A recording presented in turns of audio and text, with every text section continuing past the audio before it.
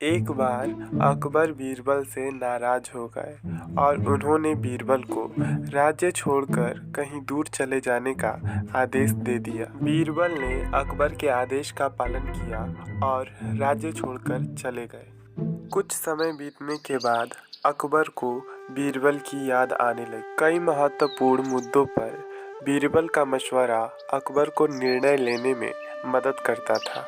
इसलिए बीरबल के बिना अकबर को निर्णय लेने में असुविधा होने लगी। आखिरकार उन्होंने बीरबल को ढूंढने के लिए सैनिकों को भेजा। सैनिकों ने कई गांवों में बीरबल को ढूंढने का प्रयास किया, लेकिन बीरबल नहीं मिले।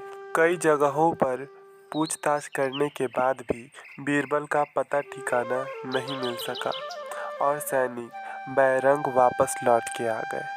अकबर किसी भी सूरत में बीरबल को वापस लाना चाहते थे। इसके लिए उन्होंने एक युक्ति सोची। सैनिकों के माध्यम से उन्होंने अपने राज्य के सभी गांवों के मुखियाओं के पास संदेश भिजवाया।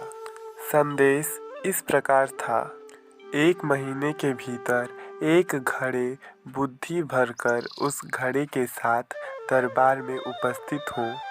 ऐसा ना करने की स्थिति में घड़े में बुद्धि की जगह हीरे जवाहरात भरकर देना होगा। अकबर द्वारा यह संदेश पारित किया गया। एक गांव में बीरबल वेश बदलकर एक किसान के खेत में काम किया करते थे। जब गांव के मुखिया को अकबर का संदेश मिला तो वह चिंतित हो उठा। उसने गांव के लोगों की सभा बुलाई, जिसमें बीरबल भी था। गांव के मुखिया ने अकबर का संदेश गांव वालों को दिया तो सभी सोच में पड़ गए। तब बीरबल ने गांव के मुखिया से आग्रह किया, महाशय, आप मुझे एक घड़ा दे दें। मैं उसे इस महीने के अंत तक बुद्धि से भर दूंगा। मुखिया के पास और कोई चारा नहीं था। उसने एक घड़ा बीरबल को दे दिया। बीरबल वह घड़ा लेकर किसान के उस खेत में चला गया जहां वह काम करता था। वहां उसने कद्दू उगाए थे। उसमें से एक छोटा सा कद्दू उठाकर उस घड़े में डाल दिया।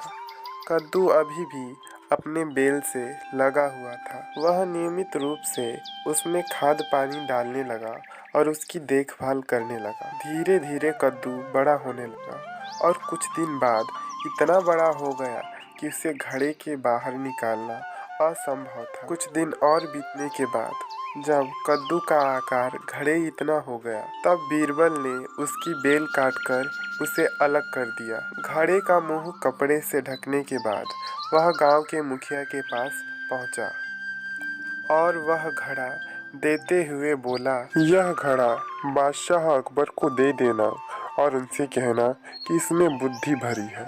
इसको बिना काटे और बिना इस घड़े को फोड़े निकाल लीजिए। मुखिया बादशाह अकबर के दरबार पहुंचा। उसने अकबर को घड़ा सौंपते हुए वैसा ही बोला जैसा बीरबल ने बोलने के लिए कहा था। अकबर ने घड़े से कपड़ा हटाकर उसमें झांक कर देखा तो उसमें कद्दू दिखाई दिया।